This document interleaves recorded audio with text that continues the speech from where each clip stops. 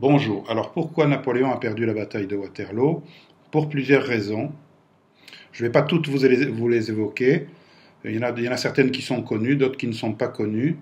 Aujourd'hui, je vais vous en invoquer une dont aucun historien n'a jamais parlé. Alors d'abord, il faut regarder le plan. Là, vous voyez un plan. On voit l'armée anglaise en rouge, l'armée française en bleu. Donc l'aile droite anglaise qui est là, l'aile gauche anglaise qui est là, et ici on voit la route de Bruxelles, une route qui va jusqu'à Bruxelles, et ici on voit le village de Mont-Saint-Jean. Alors on voit que l'armée française est là, l'aile droite française est là, on voit que ça c'est le corps de Drouet d'Erlon, ici à gauche, sur l'aile gauche, le corps de Reille, en arrière le corps de Lobau, ici la garde impériale, la cavalerie, la cavalerie ici, notre artillerie qui est là. Alors on voit qu'il y a plusieurs bâtiments. Ici on voit la ferme de la Haie-Sainte, ici sur le centre anglais, la ferme de Papelotte, sur l'aile gauche anglaise, le château d'Hougoumont, sur l'aile droite anglaise, qui est occupé, tous ces trois bâtiments sont occupés par les Anglais, la ferme de Belle-Alliance qui est occupée par les Français. Donc voilà. Alors, que voulait faire Napoléon? On voit que l'aile gauche anglaise est plus faible que l'aile droite anglaise. Napoléon donc voulait attaquer par le point faible des Anglais, donc par l'aile gauche. C'était l'attaque qui était prévue à l'origine. Donc Napoléon voulait faire une attaque latérale, pivotante, par son aile droite, ici. Donc pivotante, ça veut dire un peu comme ça. Il faut suivre le coupe-papier un peu. L'attaque devait se faire comme ça, pivoter, et hop, couper la ligne de communication des Anglais ici sur la route la route de Bruxelles. Donc il fallait couper la ligne de retraite des Anglais. Cette route, c'était la ligne de retraite des Anglais. C'était la seule route par laquelle pouvaient se replier les Anglais en cas de défaite. Il faut savoir qu'il y avait une forêt derrière. Il y avait une forêt qui s'appelait la forêt de Soignes. Et en cas de retraite, les Anglais étaient obligés d'emprunter cette route, parce que sinon il y avait la forêt, les troupes se seraient éparpillées dans la forêt. Donc voilà, c'était donc une attaque pivotante qui coupe la ligne de retraite anglaise, ce qui aurait forcément créé une panique. Quand la ligne de retraite est coupée, l'armée commence à paniquer. Donc c'était l'attaque qui était prévue. Bon, il est évident que pour qu'une attaque comme ça réussisse, il ne fallait pas que les Prussiens arrivent. Il faut savoir que les Prussiens de Blücher étaient à 20 km à l'est. Ils occupaient un village qui s'appelait Wavre, à 20 km à l'est. Et Grouchy était un petit peu plus au sud, toujours à 20 km. Grouchy poursuivait les Prussiens. Donc il est évident qu'il ne fallait pas que les Prussiens interviennent, parce que sinon notre attaque latérale aurait été surprise en pleine attaque, on appelle ça en flagrant délit. Donc il ne fallait absolument pas que les Prussiens arrivent pour que cette attaque réussisse. Bon, malheureusement, ce qui s'est passé, c'est que entre 10h et 11h, Napoléon a reçu des nouvelles de Grouchy, et qui lui ont fait comprendre que en fait, les Prussiens allaient arriver. C'était pas prévu, Napoléon ne pensait pas que les Prussiens allaient intervenir, c'est pour ça qu'il avait prévu cette attaque, et là quand il a vu que les Prussiens risquaient d'arriver, il a reçu aussi d'autres nouvelles d'un général de cavalerie qui s'appelait Milhaud, et ces nouvelles lui ont appris qu'en fait il y avait 2 corps prussiens qui avaient réussi à se faufiler entre Grouchy et notre armée. Ces corps prussiens qui risquaient d'intervenir. Donc c'est entre 10h et 11h que Napoléon a appris que les Prussiens allaient intervenir. Il allait avoir affaire aux Prussiens. Donc il a dû changer son plan. Renoncer à cette attaque latérale et faire une attaque centrale. Il a dû donc décider de faire une attaque centrale, donc par le centre de Wellington.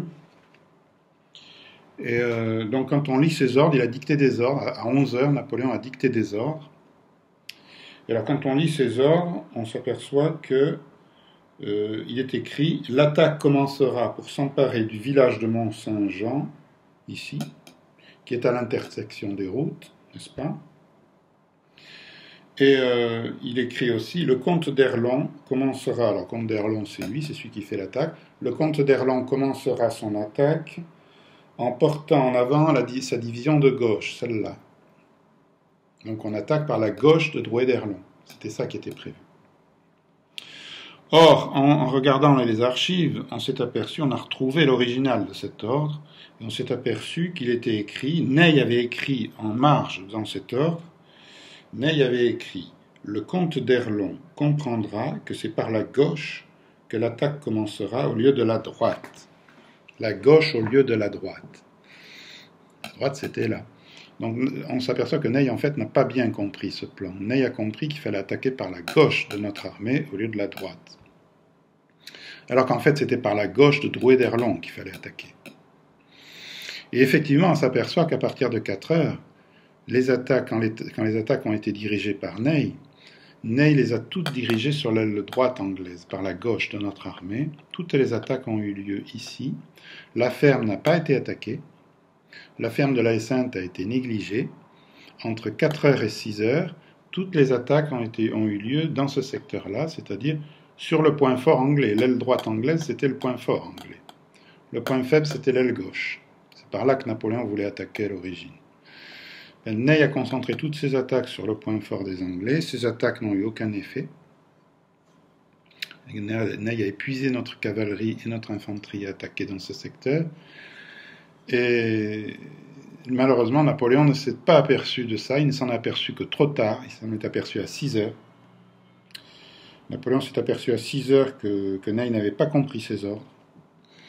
Et il lui a intimé l'ordre formel d'attaquer le centre anglais à 6 heures, lorsqu'il a compris que Ney n'avait pas compris son plan. Mais c'était trop tard. C'était trop tard. Ney effectivement, a compris le plan, mais trop tard, à 6 heures. Il a pris la ferme. Il a attaqué le centre anglais. Le centre anglais a été enfoncé, partiellement enfoncé. Mais Ney n'avait plus de réserve. Son armée était complètement épuisée. Et d'autre part, les Prussiens étaient déjà là. Les Prussiens étaient déjà là. Le corps de Zieten est arrivé. Il a fait sa jonction avec l'aile gauche anglaise. Les Prussiens nous ont attaqués. Il y a eu une attaque générale entre l'armée anglaise et l'armée prussienne. Notre armée a été complètement écrasée par ces deux armées. Pourquoi ? Parce que Ney a compris ses ordres trop tard. Il a compris ses ordres à 6 heures. Si Ney avait compris ses ordres à 4 heures, eh bien, la ferme aurait elle aurait été attaquée à 4 heures, elle aurait probablement été prise à 5 heures, et le centre anglais aurait été enfoncé au plus tard à 6 heures, et les Prussiens n'auraient pas eu le temps d'arriver en force. Il y avait déjà un corps prussien qui était là, qui attaquait ce village de Plancenoit, mais il n'était pas encore en force. Donc la bataille aurait probablement été gagnée.